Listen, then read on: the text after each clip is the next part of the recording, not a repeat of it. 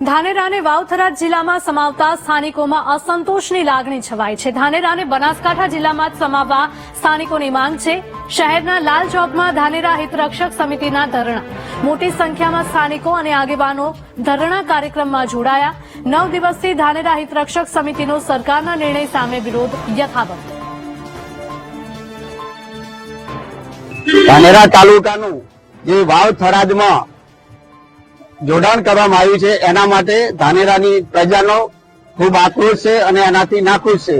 કારણ કે ધાનેરાની જે ભૌગોલિક પરિસ્થિતિ છે એ સીધી પાલનપુર અને બનાસકાંઠા સાથે જોડાયેલી છે। વર્ષોથી દરેક ગામડામાંથી આજની તારીખમાં પણ 10 થી 15% લોકો હાલ પણ પાલનપુરની અંદર વસવાટ કરે છે, ધંધા રોજગારની રીતે જોડાયેલા છે। દરેક સમાજની સ્કૂલો હોસ્ટેલો પણ આજે પાલનપુરની અંદર છે।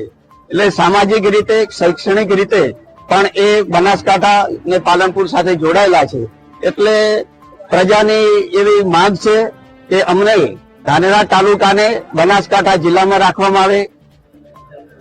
સરકાર સામે અમારી વિનંતી છે કે છેલ્લા 10 દિવસથી અમે કંઈક ને કંઈક નવા કાર્યક્રમો આપતા હોઈએ છીએ।